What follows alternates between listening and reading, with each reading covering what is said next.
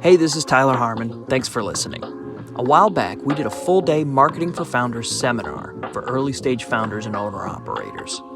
There's a lot of really great insights in here from years of growing startups that I think any founder might find valuable. But before we dive in, just a quick disclaimer. This is a series cut from live recordings that I've edited down to about 4 hours of content. These concepts are easy to grasp, but it's calorie dense and there's very little fillers in here. So take your time with it. Or power all the way through if you want, but I'd also encourage you to go back and listen again with some context. We're going to start slow in the first section, cover some basics, and then we're going to start combining these ideas together and turn them into some useful concepts that you can use.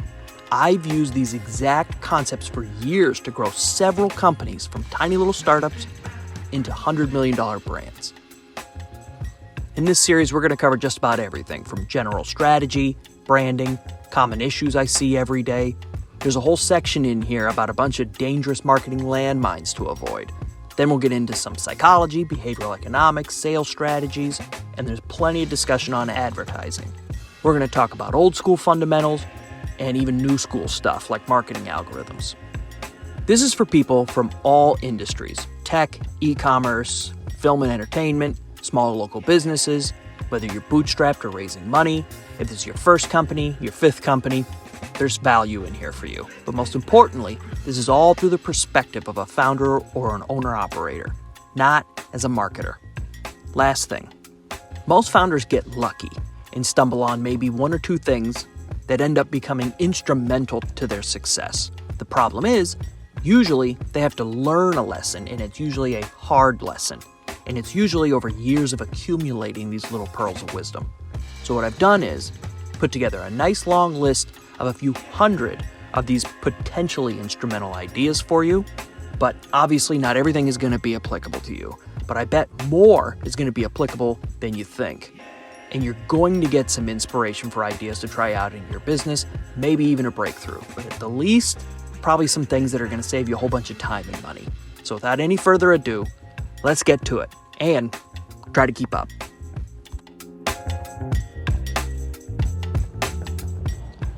So there's this fun story about Henry Kissinger. Back during the Vietnam War, he was the National Security Advisor. He was supposed to give this speech. So he had his assistant make the first draft for this speech for him. This guy's name was Winston Lord. You can look this up. It's a true story. So his assistant, he spent days on the first draft of this speech. Dropped it off on Kissinger's desk, and then the next day he gets it back, and there's a little note, and it says, "Is this the best that you can do?" So he takes the speech, and he rewrites it, and the next day drops it back off on Kissinger's desk.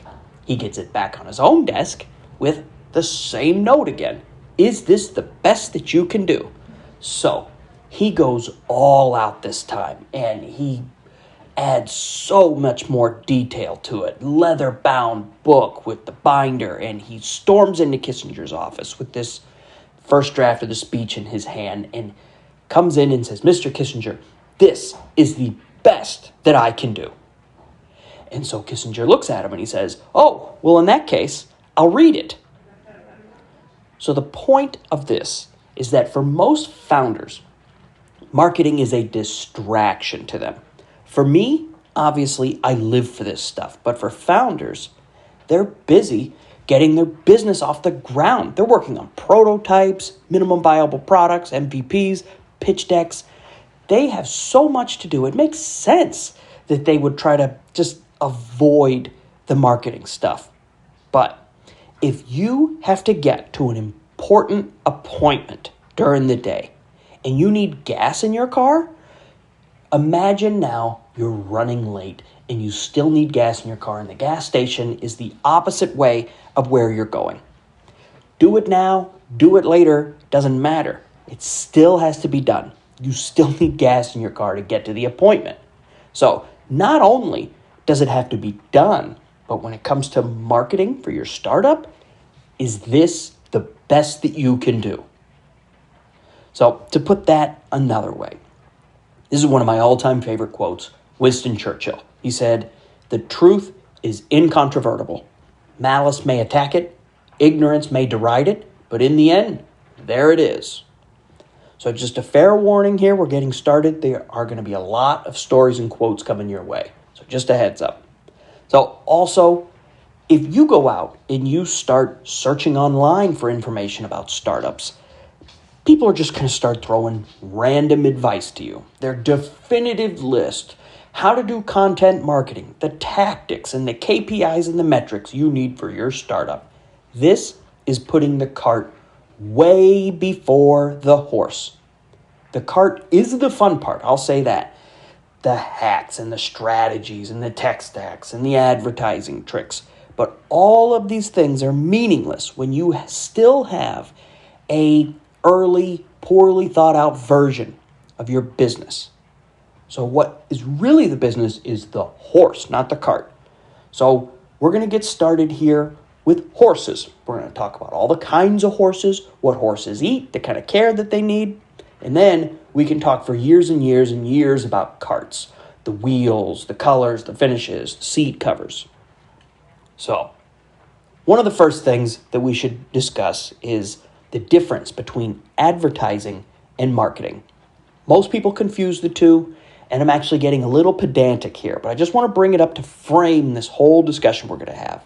So not to get too academic, and we're going to get to the fun stuff here real quick, but in business school, the first class, the first day, they teach you the 4 P's of marketing.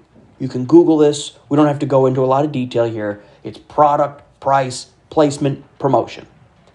Usually, when people say marketing, they're referring to one of the 4 P's, promotion. Some people even refer to marketing when they talk about flyers. That's what they did in real estate. If that's the extent of your marketing, can you hand me that marketing over there? Then this is for you. In fact, advertising is a small portion of one of the 4 P's. It's 1/2 of 1/4 of all marketing. So the point here is, if you remove advertising completely as a topic of discussion, this leaves a lot to talk about in the terms of marketing. So marketing is most things in your business before you start hiring people. The design, the packaging, the pricing, the website, the name, how it's used, who uses it, how they use it, why they use it.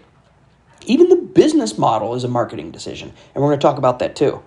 The big thing here is that real marketing decisions, they're made at the founder CEO level, not by the marketing employees, like the digital marketers or the marketing managers or the media buyers.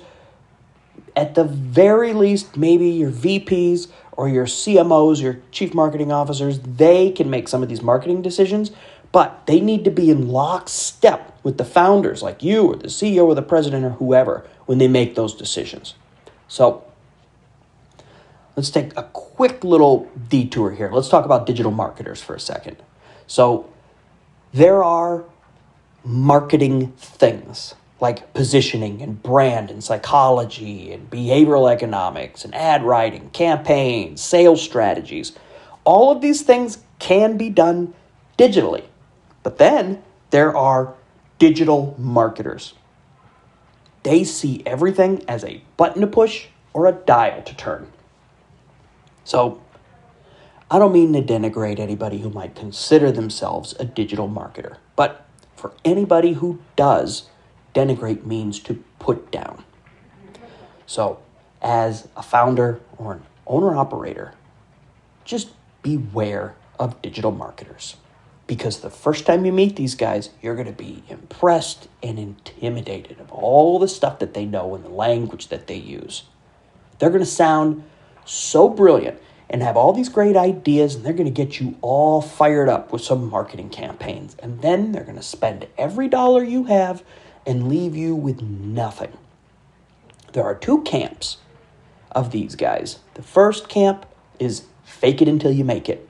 They're overconfident and they just say things to help themselves. A lot of times they even make me doubt myself when I hear them say things. But after you meet with these guys a couple of times, they run out of things to say. They only have a couple of tricks up their sleeves, and after that, they go on repeat. The second kind of these guys, I call them ships in the night. They work with these big brands that you've heard of before. But Really what's happening is they're getting tossed around and hired and fired. And then they just take the logos of these big brands and they stick them on their website. Like they're just have all this status. But most of these big brands, they're working with dozens of agencies at any given time. And the fact is that they're not what's called the agency of record, or AOR. The AOR, this is the real Mad Men stuff when they were landing big clients like Ford or American Airlines. So be careful. Number one, they didn't grow these big brands that you see on their website. They didn't grow them from little tiny seeds. They worked with them long after they were already big. And number two, they're used to really big budgets and no accountability. They just want to spend all your money, and they'll probably even pressure you to increase your budgets. In fact, when you meet with these guys, they're going to start bragging about how much they spend every month or every year, like it's hard to spend a whole bunch of money. So this goes for both individuals that you meet and the agencies. So just keep your little antennas up when you start meeting with these people. As Warren Buffett says, only when the tide goes out do you discover who's been swimming naked. All right, so let's give those guys a break and let's get back to this. So, why marketing gets shoved aside. It's how we're wired. Most people who start their own company, they're either technicians or they're managers. So in the book, The E-Myth by Michael Gerber, it's a great book. I recommend everybody read this thing. He describes people in three categories. They're either technicians, or they're managers, or they're entrepreneurs. Technicians, these are the craftsmen. These are the guys that open up their own restaurant. They're very hands-on. Then you have managers. These are people, they see an opportunity in the market, and they're very results-oriented. Then the third kind, they're pretty rare, and it's hard to find people who do this naturally, but they're the visionaries. They see a vision of the future. And it makes me think of people like Steve Jobs. Either way, none of these three personalities in and of themselves are experts in marketing or have some sort of proclivity to that. If anybody was going to have an easier time, it's going to be the entrepreneur visionary, just because it's going to be easier for them to communicate with the customers. But these guys, they all have to learn these marketing concepts one way or another. So there's a lot of proper names for marketing concepts and strategies. They're in the textbook, so they all got titles. But most entrepreneurs, they pick these concepts up on the street one by one from past experiences or reading how-to books or business books, but not textbooks.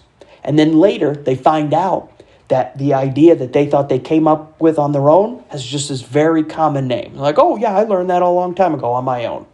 So the issue here is that if something doesn't come natural to you, you're just going to avoid it. It's like a golf swing. If you've been playing golf and your swing has been a certain way for years, that's very natural to you. And then you take a lesson or a golf coach tells you how to hold your club a certain way, you're going to do it and it's going to feel very mechanical and you're not going to like it. You'll do it when you practice if you're on the driving range or something. But then when you go actually out onto the course and go to tee off for the first time, you're going to go right back to what's comfortable. And it's just like kicking marketing priorities a little bit further down the road every time. So that's what we have to be aware of.